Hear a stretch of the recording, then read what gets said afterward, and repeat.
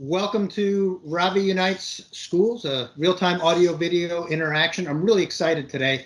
We have two IB schools, International Baccalaureate schools, who I both had the pleasure to become acquainted with when I gave a speech at the International Baccalaureate Global Summit in Global Conference in San Diego just this past summer. So it's really great that we can come together because we are spanning the Pacific Ocean. We have from Huntington Beach, California, we have the Ocean View High School, and on the eastern shores of the Pacific Ocean, there they are, and all the way on the west in Japan.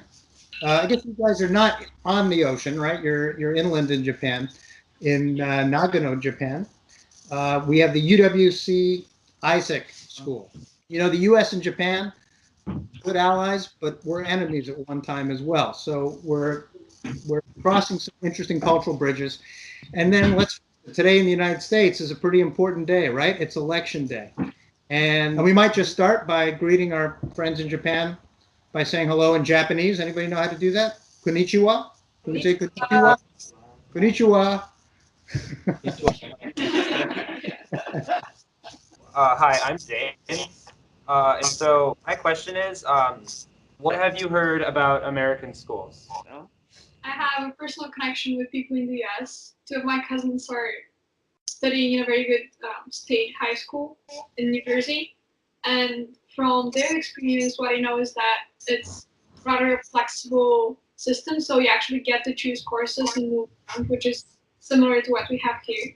At the same time, they have different levels of subjects. So for example, if you're super good at math, you could actually excel at that.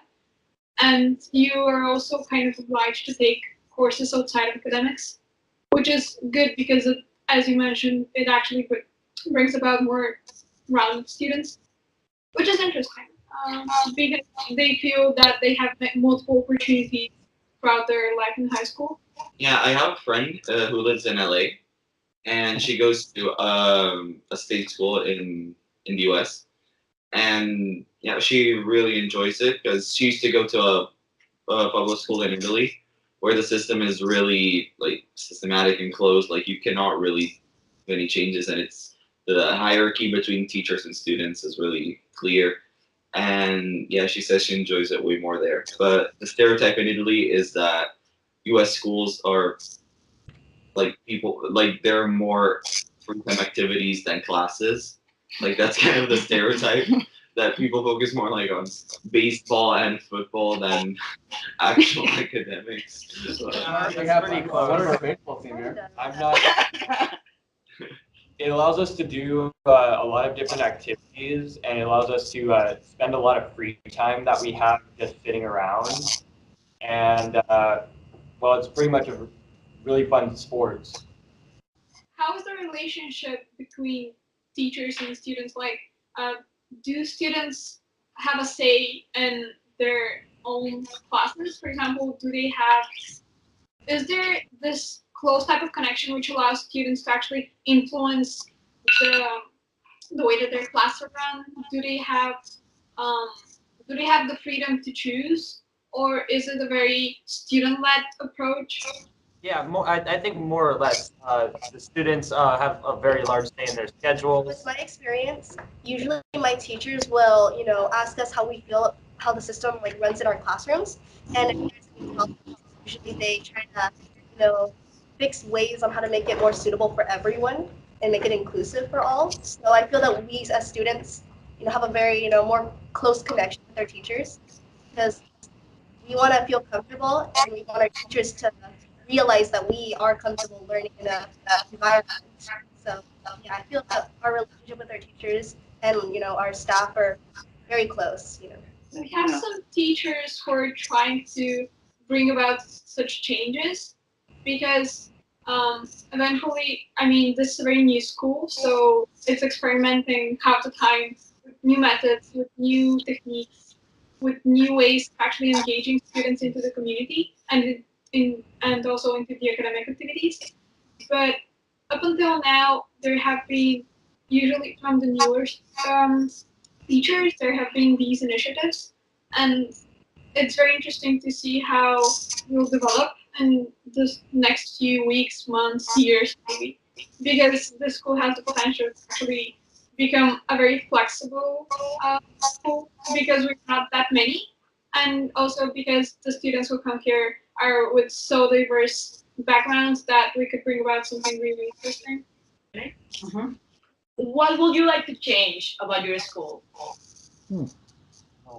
I was just about to It's start okay. like Except complimenting for- the school, but that wasn't really the question, so I don't know.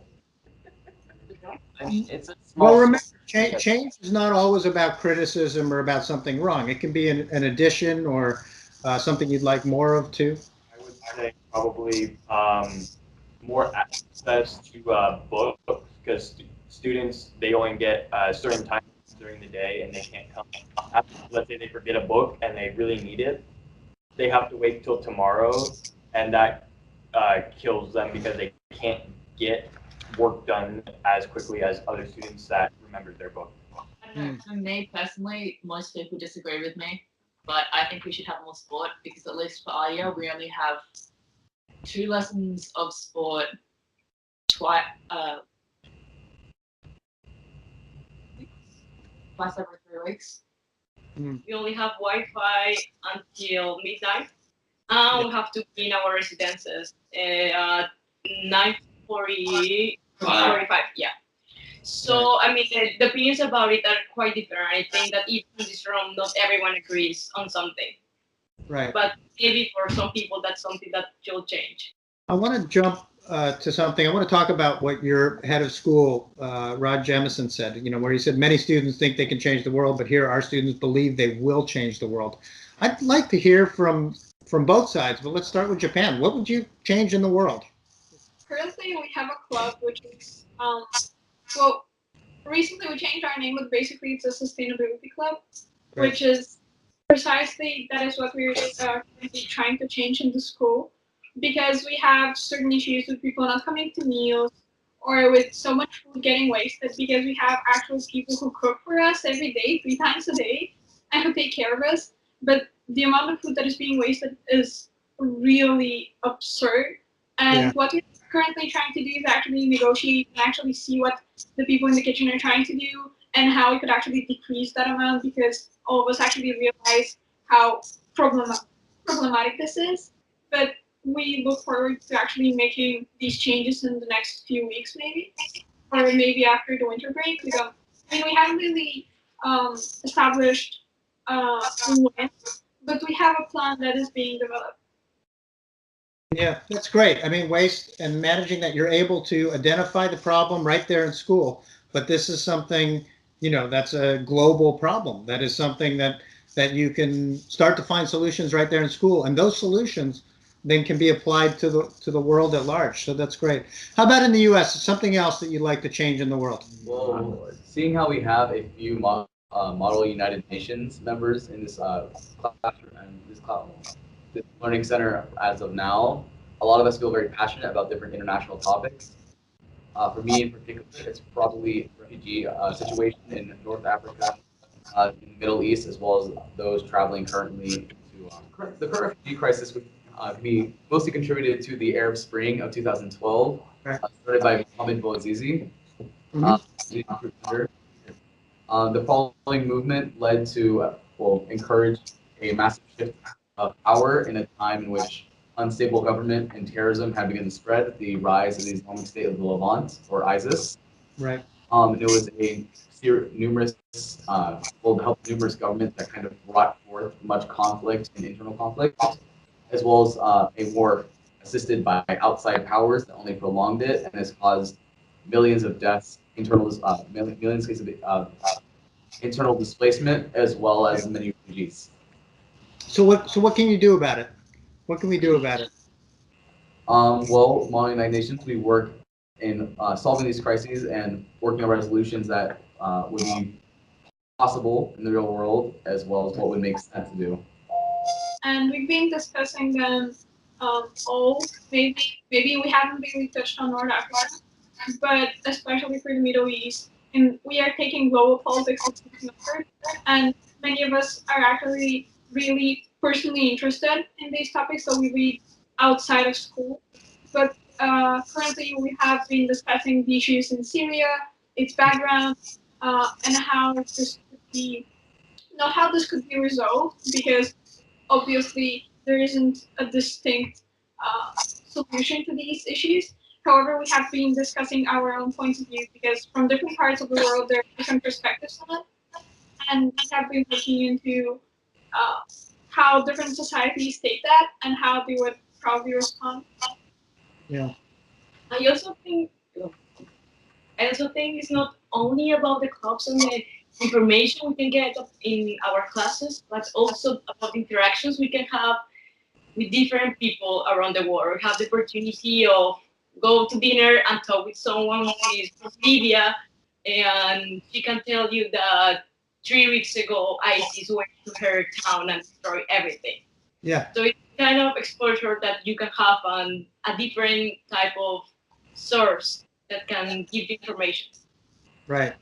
So important, and that's so important about all of you and all of us having curious minds and being lifelong learners. I learn more about the world through Uber drivers in many cases than I do in other sources, because you just meet so many different people and interesting people that have all these experiences. And then the most important thing, though, is to always look for at least two other sources to corroborate the story, right? Never take the perspective of one perspective to form your own opinion. How much do you think that your individual voice really matters in your own elections? So let's start with the U.S. since it's election day. Do you think by the time you're able to go out and vote and cast a vote that your voice really makes a difference? Absolutely, it's your civil duty to vote. A lot of people don't vote, and so I think it's important that as many people vote as possible. I think it's important that people choose their political leaders. Yeah, absolutely. You're right. It's a civil duty, but even more than a duty, it's a civil opportunity.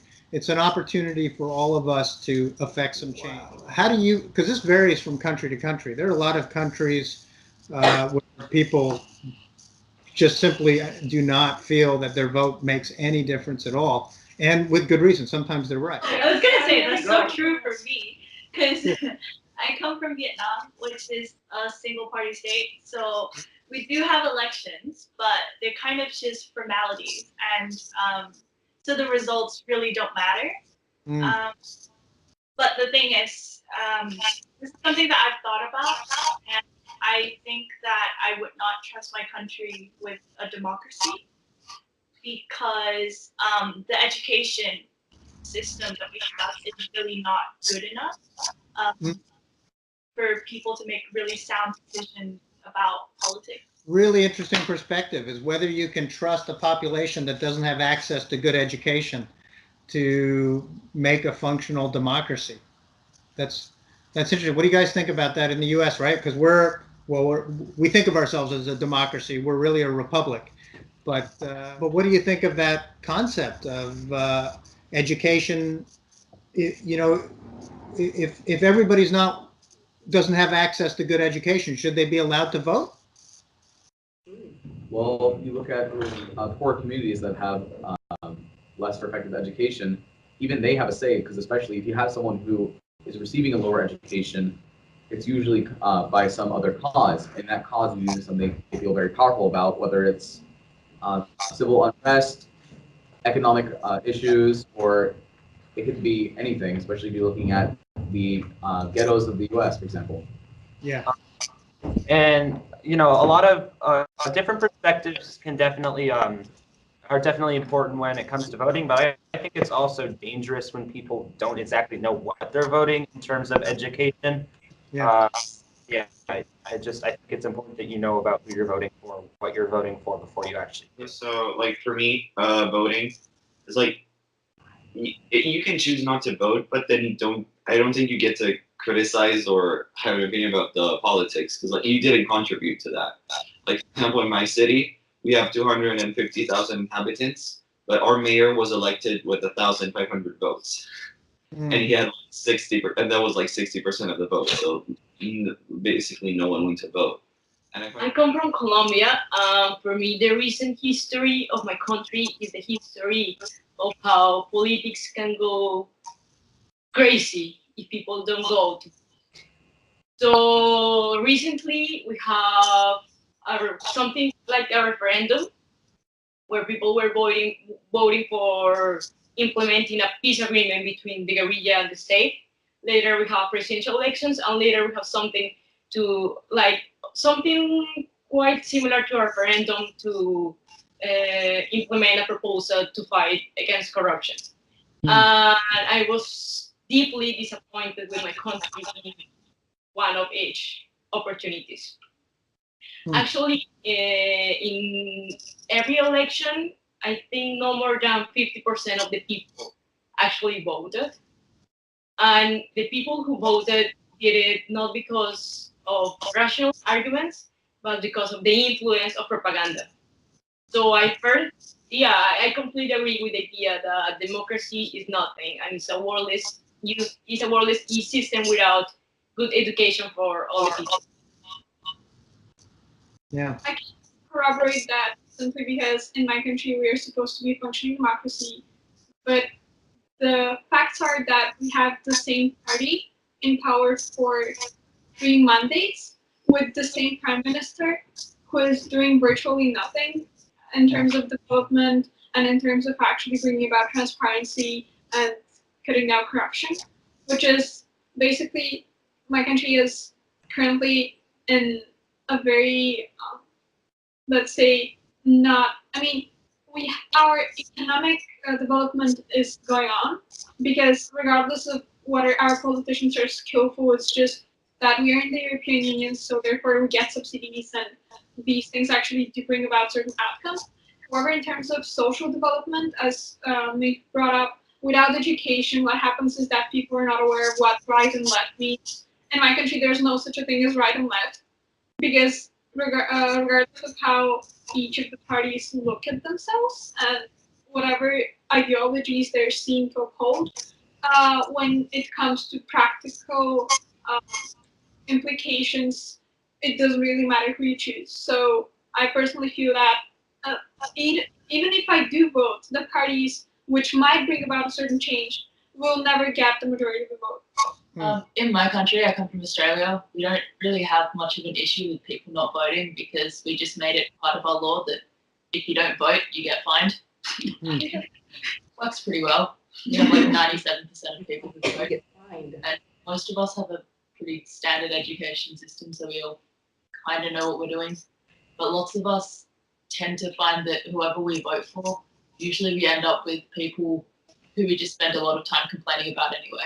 Yeah, there's some real connections that we made here, which is democracy, education, and we didn't talk much about it, but poverty is a real issue because in many cases, it is the impoverished who aren't receiving the education. And in certain countries, they are still being brought to the polls to make sure that they vote, whether they're getting a free meal or whether they're getting something that inspires them to vote. So, and that's corrupt. So these are the kinds of things that I think are very true to the mission of both of your schools and things that you can really work towards. There's so many issues, but when we start making the connections between these issues, such as voting, education, poverty, we could really see where major change can happen and where we can affect really positive things. I'm a big believer in change. I do believe one person can change the world. I do believe all of you can change the world. And I think it's great to keep these kinds of discussions going on. Thank you. All right. Thank you very much. Domo arigato. Come visit us. Come visit us. Yeah. Yeah. Too.